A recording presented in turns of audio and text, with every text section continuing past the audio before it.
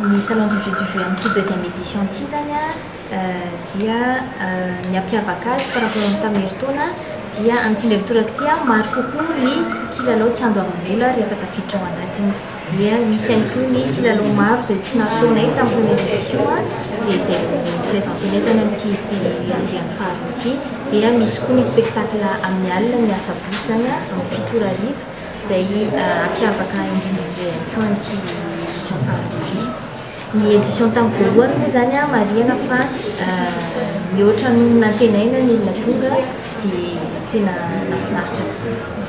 Fa maro ny activité payante tamin'izay fotoana izay zany dia izay koa isan'ny mampiavaka amin'ity andiany faharoa ity zany dia ny kilalao amin'ity maro ny tsy andoavan'olona rehefa tafiditra.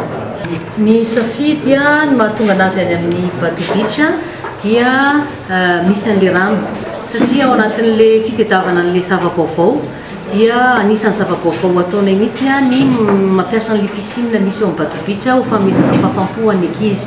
Amin'ny 7 ariva rehefa amin'ny sabotsy dia misy spectacle manokana nikarakaraina manodidina ny rano io zany amin'ny resaka jiro, amin'ny resaka feo ampiasaina ihany koa ny rano io ka izay antony rano izay zany no tena nisafidianay an'io.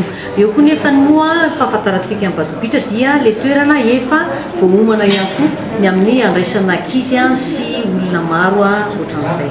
Kilalao efa mahazatra ohatra gonflable, trampoline sy rehetrarehetra.